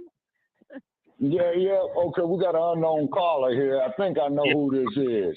That's one. Okay, unknown caller. Is this Sarge? No, this is a little buddy Cave. I was going to call you. Hey, Cave. How you doing? Long time no hear from. Hey, you guys are talking about a problem that went on here in Akron about 3 years ago, where everything you're talking about is basically, you talk about an out-of-state owner of the property, but what happens is these government officials are directly involved with that property. So what they do is they lease this property to a tenant, but the property owner is therefore not responsible because they actually, how it worked out in the court, one of them went to the Supreme Court here because they had the same problem. The mold, the doors wouldn't close. I mean, it was awful. And what they did was they hide who the actual owner is, because then they go into a private ownership through a lease agreement to the city, by the city. So when you're actually, like, these were Section 8 houses, what they did was the government's paying the money for the people to stay there. So you're getting that money regardless. Well, what they would do is they would hope that the tenants would leave. They would leave them vacated, and then some of the rooms would stay, months at a time until it was so bad the 2 roofs caved in and 2 kids got killed. Now, when that happened, that's when everybody woke up and they said, well, who owns the property? They have these, what do you call them? What the hell are they called?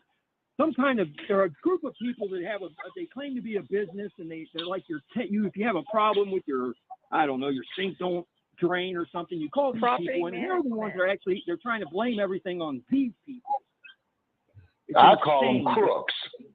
Oh, I call them slumlords and crooks. That's exactly what they are, slumlords, because what they do is they purchase up property at bare minimum because they want it to get run down, and then they get it spent on the dollar. That sounds like some spots out here.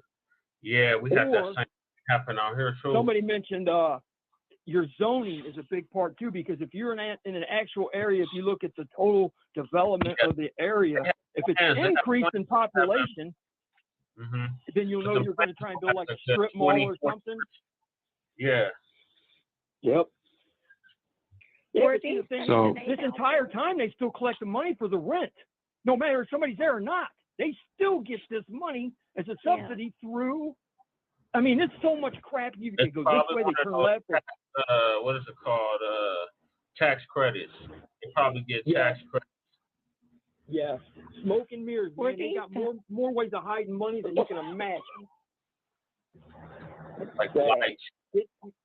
People dying. The mold is about the worst thing of all, because once you get the mold, you become asthmatic. You get headaches. You just get run down, and you age fast. Yep.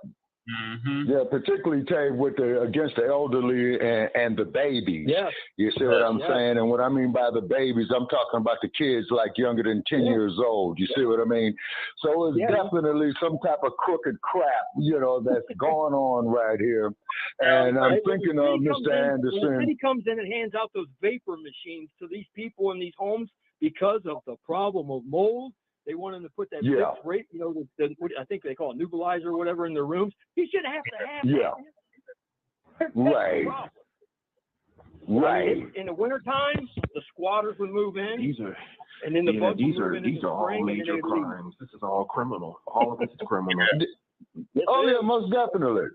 It is. It's human rights violations is what it is. You see what I'm saying? And now. Oh, yeah. Now, is there any way that the feds could step in there and do something? And what I mean by the feds stepping in, I'm talking about doing the right job. Well, that's right. They almost have to have a victim of a crime. You have to have someone injured. You got to prove injury. They deal with the fraud, and they deal with the fraud and the money part of it. Yeah. Yep. Yeah, that's why those medical records are so important. They also can deal with the housing, too. If the housing is bad enough, the feds can step in. Yeah, okay, so they need to check the medical records. Yeah. Okay, like Miss Cat was saying, is go get some medical records done. And then if you could get the Environmental Protection Agency to come in and get some samples of that mold, that'll help too. But keep in mind is that the EPA is nothing more than Standard Oil's branch office in Washington. You know what I mean? I'm talking about, look at San Francisco Bay, man, when they had all those oil spills. So, on that. The city of Ashland had a problem where they had a line break, and our area where I'm at is low lying, and they have caused the water table to raise 14 feet. So all these houses in my area have to be demolished. Well, for the last 3.5 years, I've been fighting 17 inches of water in my basement where literally mold, I've already done it all. I got you got documentation to show. Yes. And then what happens is, there's so many people you got to go through because they hide it through the building authority. The city's got their 2 or 3 different groups. This guy, you got to go see these people. They want you to get frustrated and give up and basically die. Okay, so Ted, then what he needs to do is make a hit list, as I would call it, which means is, Mr. Anderson, you have to do a little bit of homework with urban planning, see who's running that, the various divisions of dealing with the health issues on it, see who's dealing with that. Then also to the Bureau of Land Records on that. Okay, definitely the health department, with the city of Shreveport, Louisiana, and then start putting some of them local politicians there, man, on blast. And you're more than welcome, sir, to use this platform to do it. I will help you do it. You see what I mean? Is because for the simple fact is.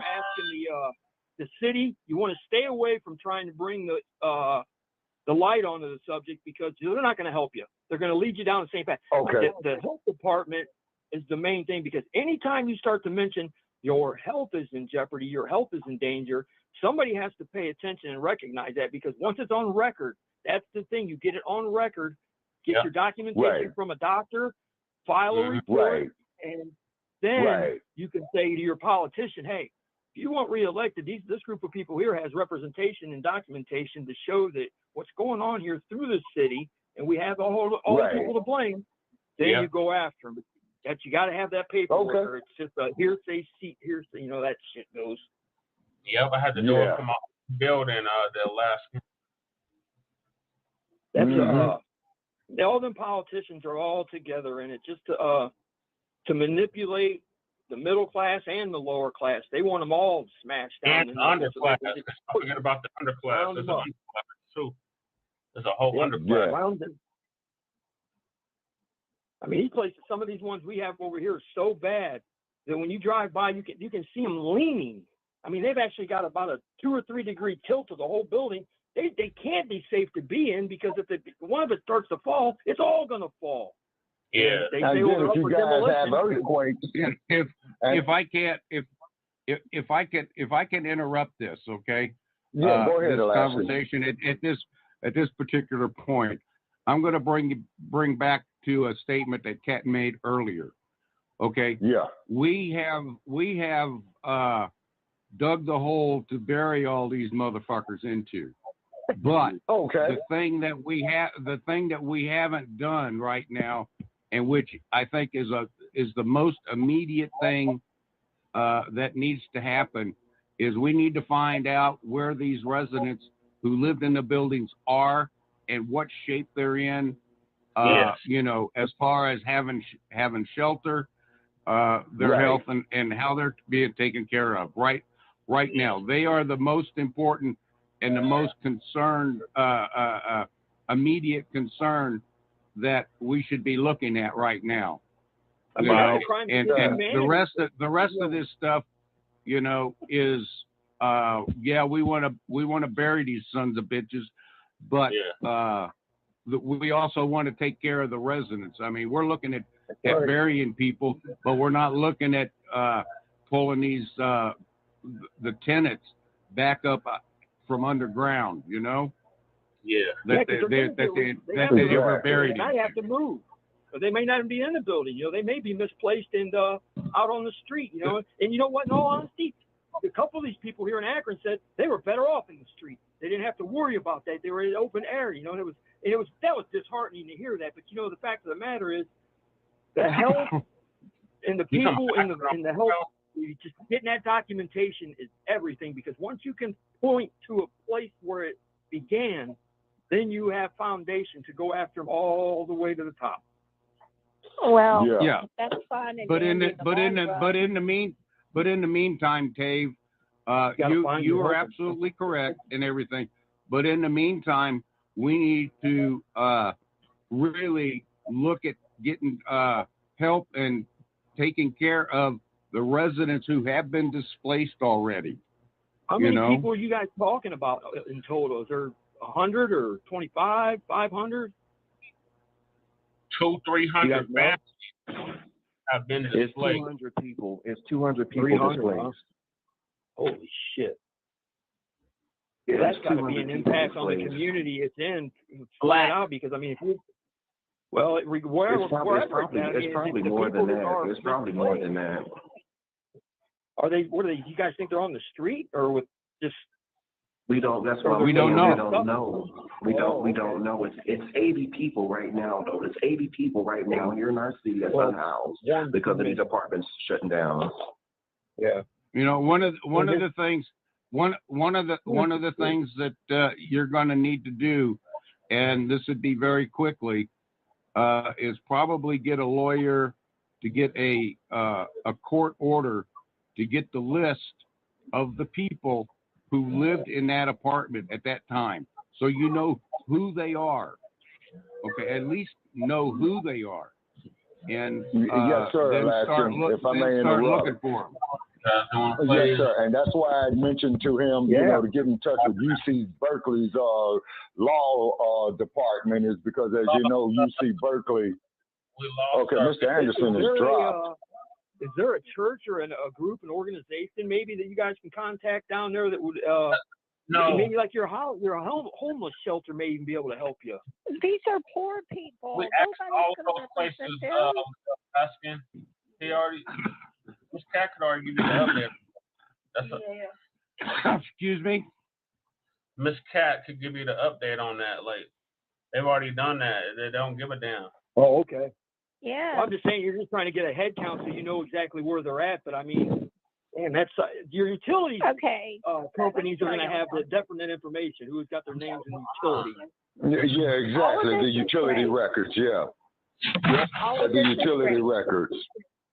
It's probably not the water, because the water can be run by the city. Right. Okay. So your electric.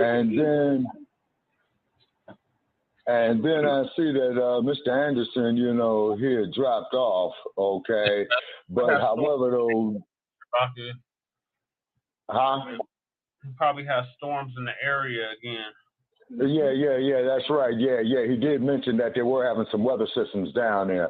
Now, also, too, Mr. Anderson, if you could hear us, man, definitely you're more than welcome to call back in.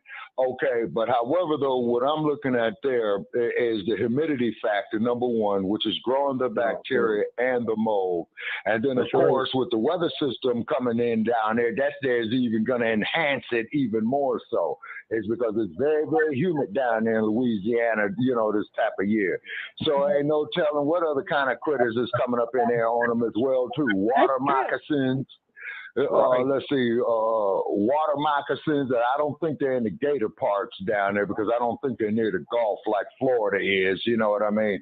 But it is definitely a human rights violation. And I am letting Mr. Anderson know is that he is more than welcome to come back on this platform, to further this cause. And I'm also asking the followers that we have on Blog Talk Radio to open up your platforms to Mr. Anderson as well, too, so we can really start getting some attention right here on that, so mainstream. When was the first time that they brought it to the attention of people to actually know that there was a problem going on? Has it been a couple years or? Years ago. Okay. Yeah, I think it has been a couple of years, Dave, but I didn't get wind of it, man, until like about 3 or 4 weeks ago. It's because I saw a live feed, at one of these locations, that Mr. Anderson, was relating to, and Mr. Anderson is down there in Louisiana, so that's why I reached out to him, is because, to quote the Alaskan, excuse my language, Miss Cat, and I told you, Miss Cat, we get controversial at times, and the shit that really pissed me off is how they had these elderly people out here, and then just like the Alaskan said, these motherfuckers belong right under the goddamn jail.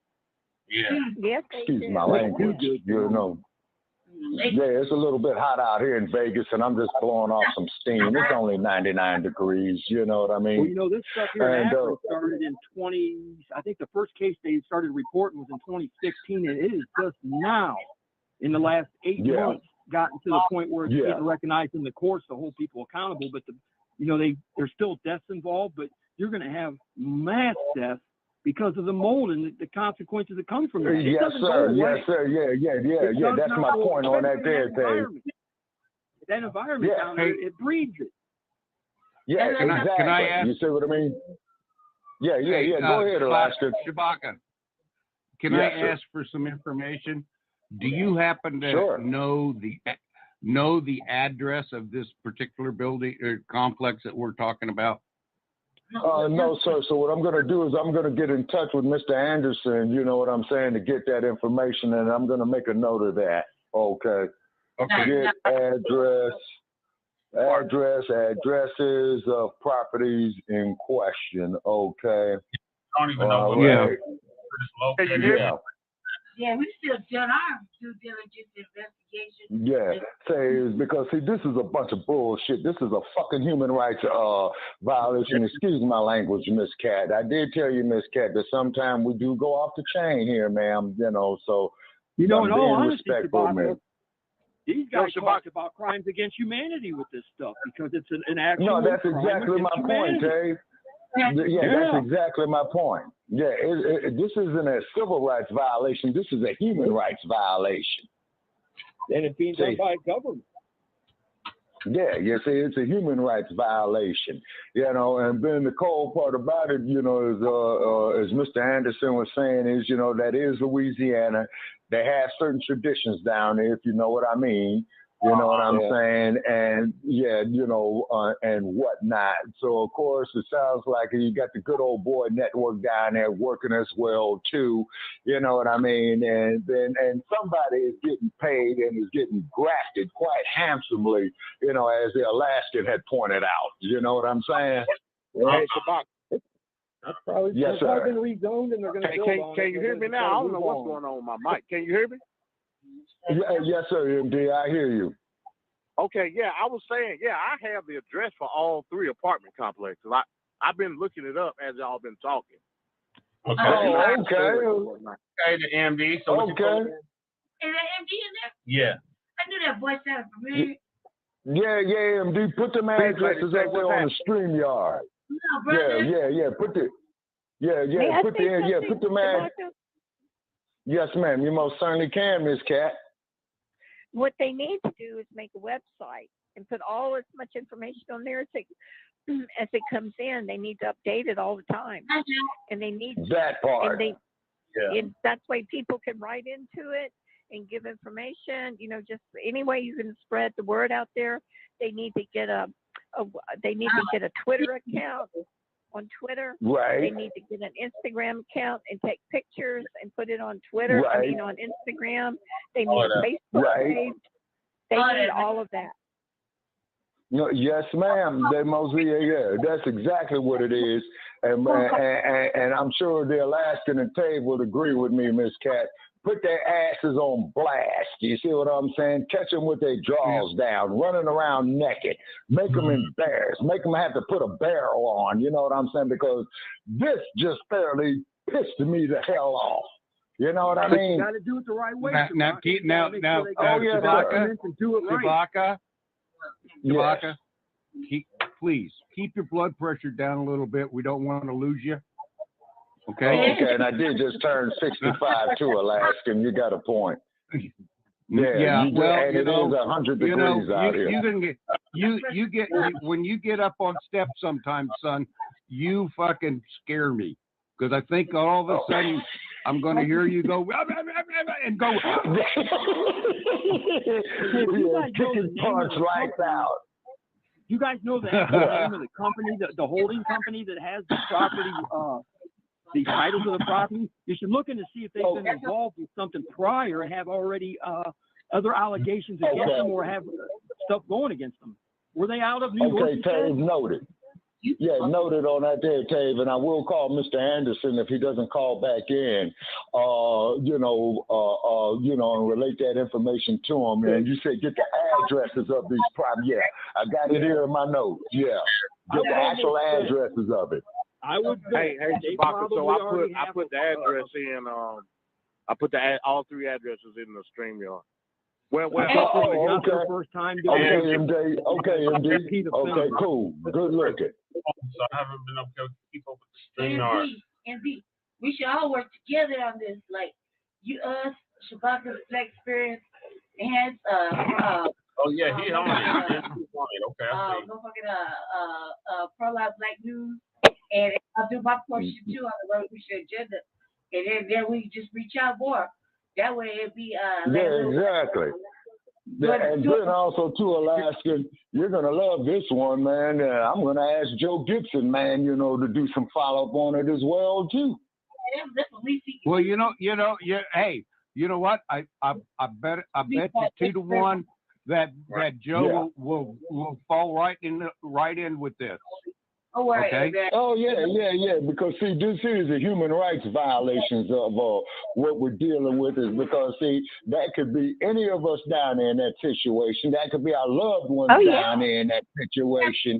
You see what I'm saying? And then these no good, greedy ass bastards are probably out somewhere here with these damn Stormy Daniel prostitutes up here, probably putting thousands of dollars on these crap tables out here. That wouldn't surprise me in the least. Because that's all this is, Sin City. You know what I mean? Miss Cat. Look, they're still leasing out. Hey, listen, Shabaka. I'm a bad girl, Shabaka. I cuss now and then as a boy. Oh, okay. All righty. Okay. Well, at least we know, Miss Cat, we're in good company.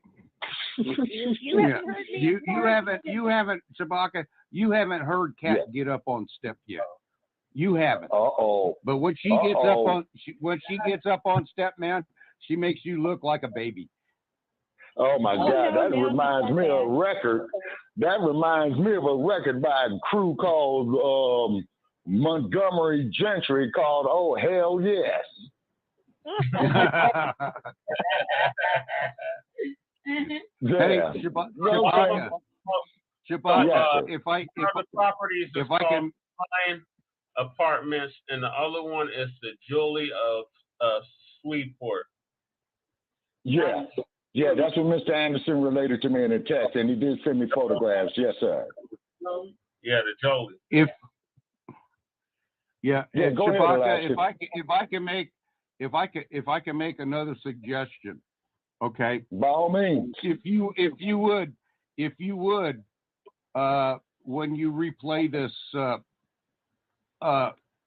segment or this whole program, yes, please sir. try and jot down the notes of the things that we are coming up with, so that you yes, can sir. give it to Mr. Anderson, all the suggestions of where to yes, look sir. and all of this stuff, because yes, sir. I mean, there ain't no way that I can do that, and you've got the stuff and the equipment to do it. So yes, sir. Okay, yeah. So we'll do that for him, most definitely. Yeah, we'll do that there for him, and what have you. So we're in our last 9 minutes, folks. Please don't nobody hang up. Okay, and we want to discuss this here a little bit more, is because this place has horrible reviews, as we would expect. Okay, what kind of reviews are we getting, Brother Che? Not us, but the property. It says yeah, that's what I'm talking about. Well, we don't care about the reviews, what they say about us. They hate on us anyway, but the properties. Are these apartments you guys are talking about in Denham Springs by any chance?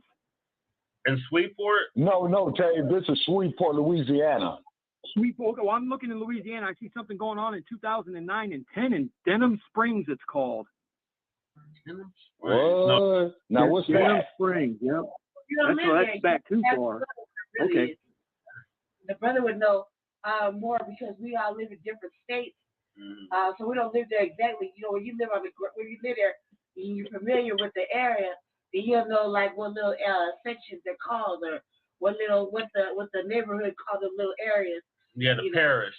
The parish. Yeah. They call them parishes. They're counties. Yeah, this one I'm looking at, Lady Che. Livingston Parish Council. What's interesting Livingston Parish. Okay, so wait a minute. That's Livingston Parish of where this is. That's where they're talking about. That parish is at. Livingston Parish. Okay, The tenants PARI. they left their place and mold, and they abandoned all their property, and okay. And all kinds of crazy stuff went on in this one. What's interesting? Okay. Yeah. I'll find it. Okay.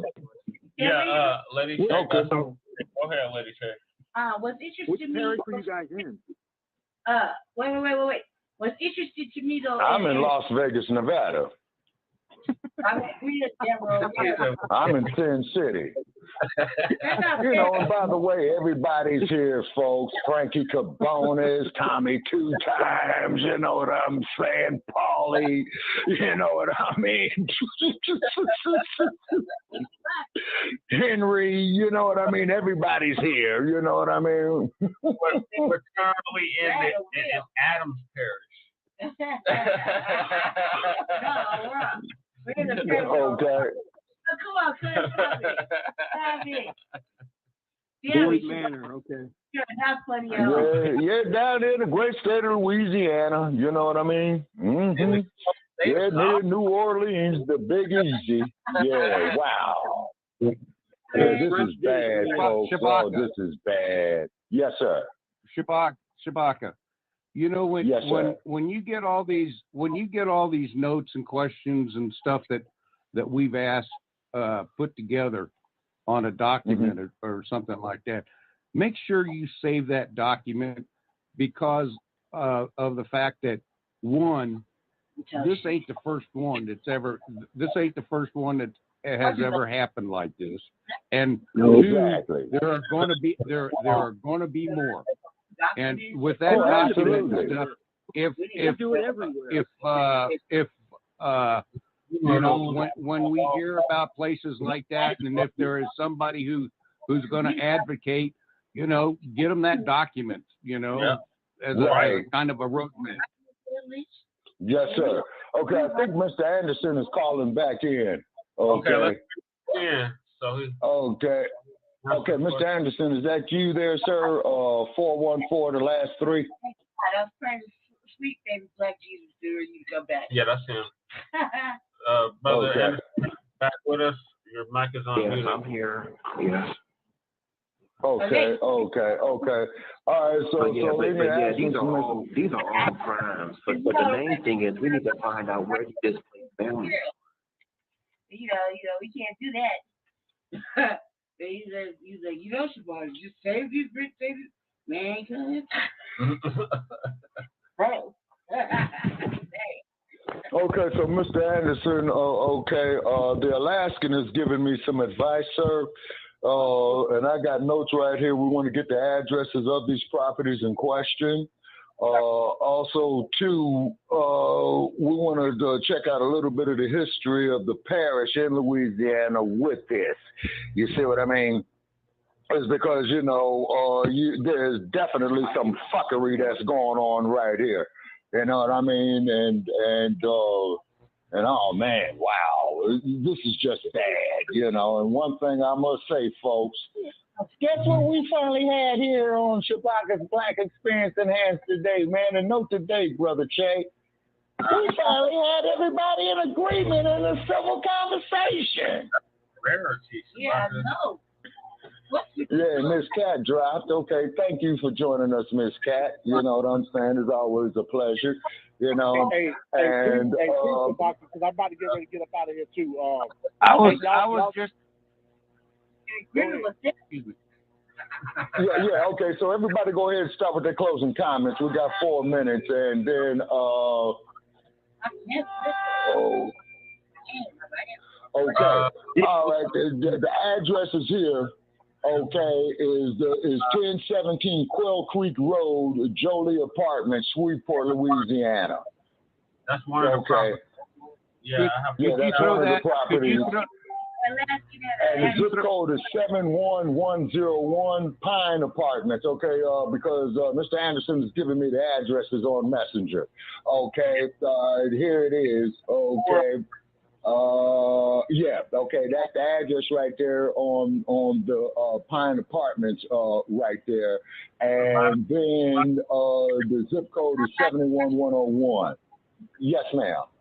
My question for Mr. Anderson is, when is a good time to reach Mr. Anderson where you can hear him clearly, like we're hearing him now, versus like on the streets where we have him online, we can keep a patrol around him and have a good presentation.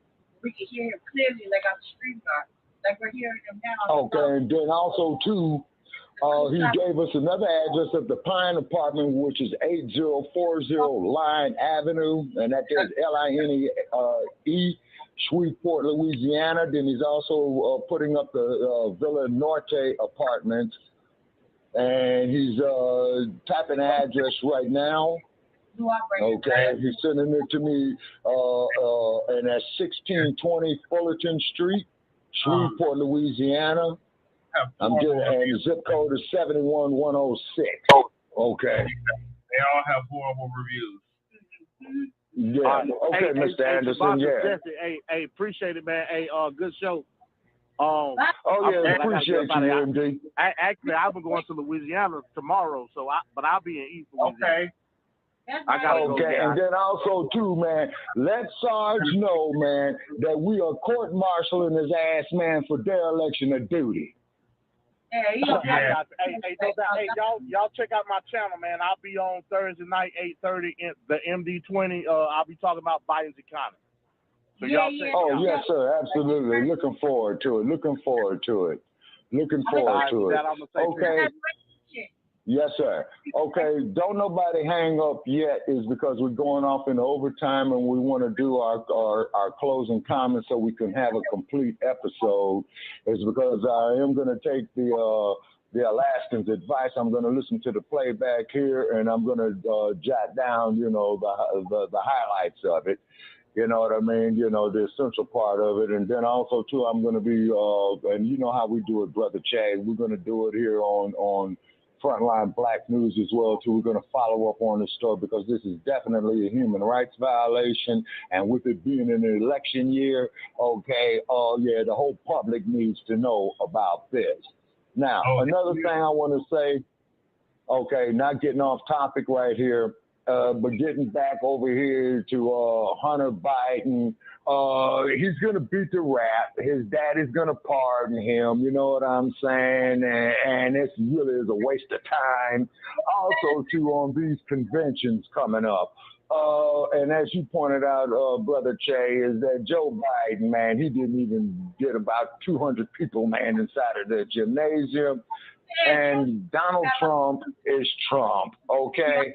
So if Trump wants to run for president, while he appeals his convictions, put him out there on Alcatraz Island, you know, and that's facades. You know, he can have the place all to himself. It's uninhabitable, you know what I mean? But I'm quite sure that they will,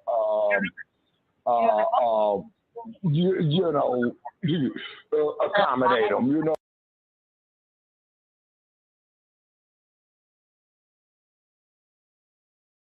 What I'm saying? Yeah, so comments on that one, folks.